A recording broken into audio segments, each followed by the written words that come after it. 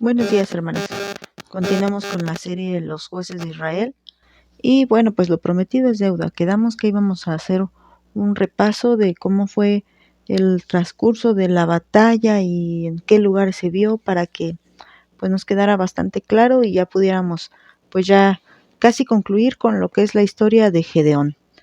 Pues bueno, vamos a ver primero a recordar de dónde eran los madianitas. Recuerden que los madianitas vivían ahí al oriente o al suroriente de Canaán, que es la tierra prometida. Ya no es Canaán, ya es Israel, porque ya habían sido conquistados. Ahí lo tenemos en el mapa. Y bueno, sabemos que ellos venían del oriente junto con otros que también eran llamados aquí en la historia los hijos del oriente, y los amalecitas, que ellos estaban al sur de Israel.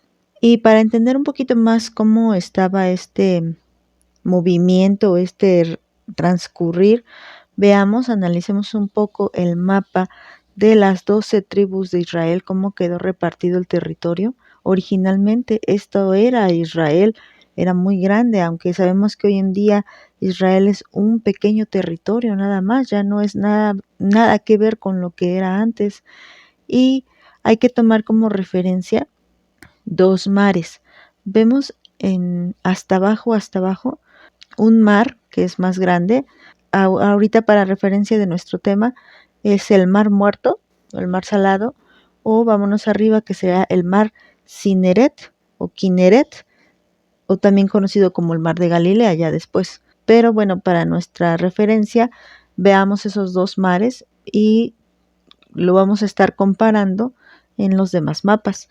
Eso nos va a servir para ver qué distancia recorrían y qué era lo que habían atravesado y qué mar quedaba más cerca. Y ubiquemos también en el mapa dónde queda la tribu de Manasés del lado poniente, es decir, del lado izquierdo de su pantalla. Ese territorio de la tribu de Manasés es al que pertenecía Gedeón, a la familia de los abiezeritas. Bueno, dice la palabra de Dios que los madianitas habían avanzado del oriente a un lugar llamado Gaza, ya correspondiente al territorio de Israel y principalmente lo que es a Judá. Les dije que pusieran atención en los mares, y fíjense cómo está el mar muerto, que es el de hasta abajo, y del lado izquierdo, casi llegando hasta lo que es el mar Mediterráneo, el mar grande, ya en las costas tenemos a Gaza. Hasta ahí, desde el oriente, es decir, que atravesaron lo que es el mar muerto y todo el territorio de los edomitas, moabitas, amonitas, y llegaron a lo que es Gaza. Fueron avanzando poco a poco hasta ir, acuérdate que como iban avanzando como plaga de langostas, e iban devastando todo lo que era el territorio. Gedeón vivía en un lugar llamado Ofra de los abiezeritas, y hablamos que había dos Ofras. Había uno cerca de Betel, y ese no le corresponde al territorio de Manasés, y había otro cerca de Megiddo, y ese sí le corresponde al territorio de Manasés, que está más cerca del mar Kineret o mar de Galilea. Si les vuelvo a poner el mapa de las tribus, ustedes van a ver que el que se encuentra más cerca del mar Kineret es Manasés, y el otro Ofra se encuentra ya más cerca del mar muerto, y ahí no queda Manasés. Entonces nos queda claro que pertenece al territorio de Manasés, Ofra, donde vivía Gedeón. Los madianitas, los amalecitas y los hijos de Oriente avanzaron de Gaza hasta llegar al valle de Jezreel. Y esto debemos seguir teniendo en cuenta, que ellos iban devastando el territorio. Entonces veamos cómo subieron de un lugar que estaba muy cercano al mar salado, al mar muerto, y fueron subiendo, caminando hacia el norte, devastando todo ese territorio hasta llegar a Jezreel. Jezreel, ubíquenlo ahí en el mapa, está muy cerca de Megiddo. ¿Y quién quedamos que quedaba muy cerca de Megiddo? Ofra, el lugar donde vivía Gedeón. Entonces, quiere decir que ya estaban a nada de llegar y devastar también el territorio de Gedeón. Gedeón, recuerden que ahí en Ofra es donde el ángel de Jehová habla con él y lo esfuerza. En Ofra es donde pasa esa señal del vellón. En este otro mapa, este mapa que les pongo, ya lo habíamos visto, es específicamente el mapa de la batalla de Gedeón. Bueno, ahí tenemos, están escritos en inglés, no lo encontré en español, y ahí tenemos algo que dice Arod's Well, que sería la fuente de Arod, que vemos como Ofra queda en el norte y tiene que descender a la fuente de Arod, Gedeón, y ahí es donde congrega a las tribus. Recuerden que los madianitas se encontraban en el valle de Jezreel, que ahí lo tenemos en el mapa, y ahí se encontraban ellos, los madianitas, bien tranquilos y listos para atacar también Ofra. Gedeón congrega a 3 tribus, recuerden, a lo que son los de Aser, Zabulón, Neftalí, y también la cuarta que sería los de Manasés. Y después recuerdan que se le juntan a Gedeón 32,000 hombres, pero el Señor hace un filtro y les dice, bueno, a los que tengan miedo, que se regresen a los montes de Galat. Pues ahí están los montes de Galat. Ellos tenían que alejarse de la batalla, tenían que cruzar el río Jordán, que es este río que conecta al mar Kineret y al mar Muerto. Tenían que atravesar el río Jordán para pasar al otro lado del territorio israelita, hacia el lado oriente, porque la batalla se iba a dar del lado poniente, donde estaban los madianitas ahí en el valle de Jezreel. Bueno, allí llegan de repente de noche y pasa lo de los cántaros ahí en el valle de Jezreel, y dice que ellos huyen hasta un lugar llamado Betzita, en dirección de Serera, y hasta la frontera de Abel Meolá en Tabat, y ahí tenemos todos esos territorios en el mapa.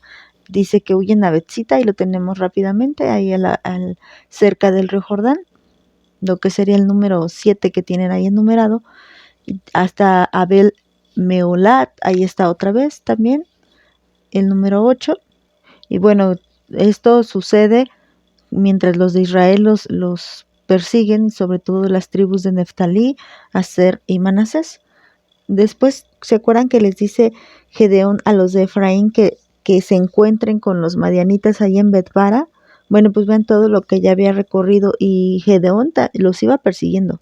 Él iba por atrás y le pide a los de Efraín que salgan por delante de la huida de los madianitas ahí en Betbara, y precisamente Efraín sí sale obedece al llamado de Gedeón, y ahí es donde se encuentra a los madianitas.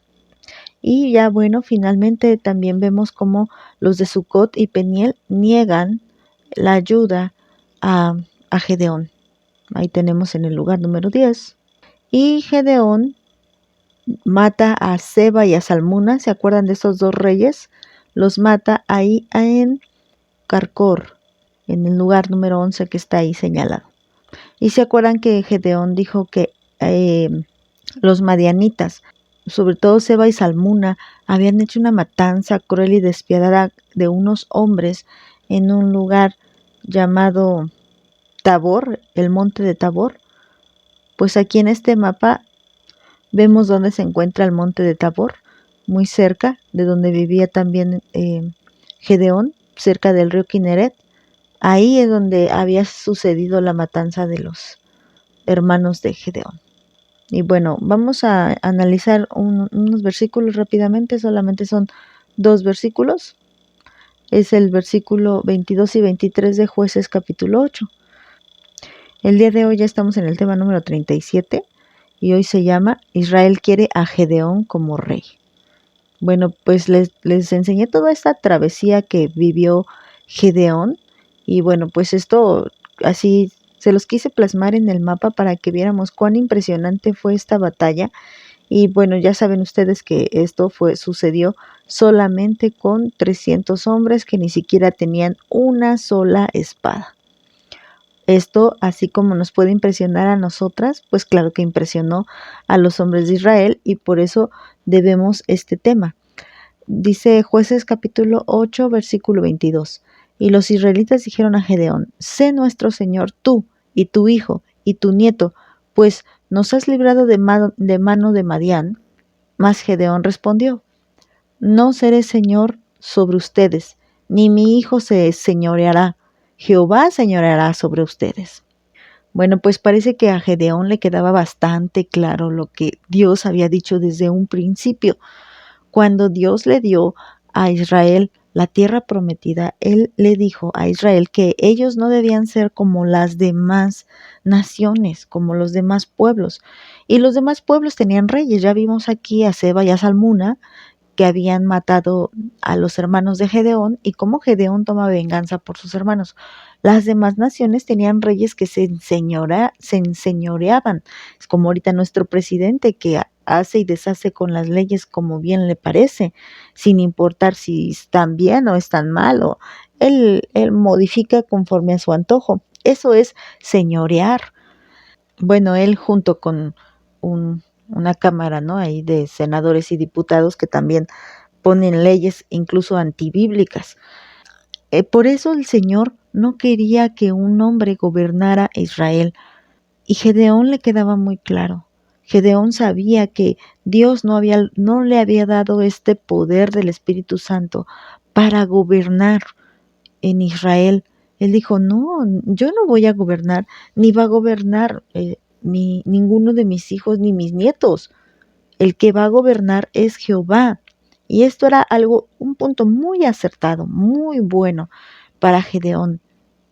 Gedeón entendió muy bien este punto, aunque vamos a ver ya el día de mañana su grave error, pero quiero terminar el día de hoy elogiando a Gedeón. Mira, en el libro de Hebreos, específicamente en el capítulo 11, versículo 32, Gedeón es mencionado en la lista de los que tuvieron fe. Se llama la lista de los héroes de la fe. Y ahí Gedeón es mencionado. ¿Por qué? Precisamente por estos dos versículos que son como que el adorno a todo lo que él hizo. Por eso esta insistencia de querer recalcar cómo sucedieron y ver los lugares en el mapa de cómo se dio esta batalla, porque la verdad fue una batalla impresionante y Gedeón pudo hacerlo gracias a que tuvo fe, a que creyó en la palabra que él recibió cuando el ángel de Jehová se le apareció.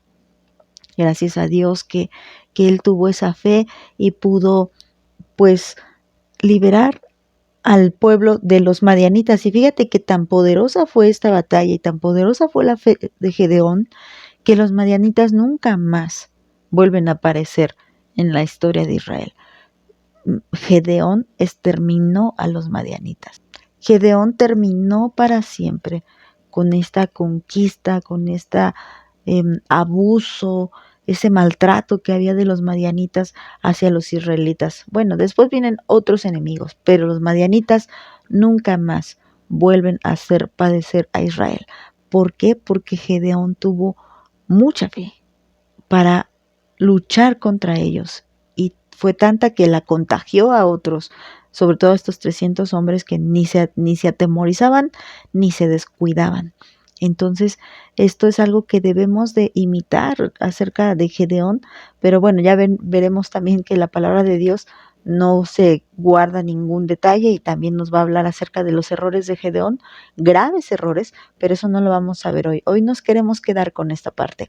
Gedeón entendió que el que debería de ser señor de su vida era Dios y ningún hombre. Y esto es algo que tenemos que entender nosotras, hermanas. No importa cuán impresionante sea una persona, no importa cuánto sepa de la palabra de Dios una persona, nosotros no nos dejamos gobernar por otra persona. A nosotros nos debe gobernar única y exclusivamente Dios. ¿Y cómo? A través de su palabra.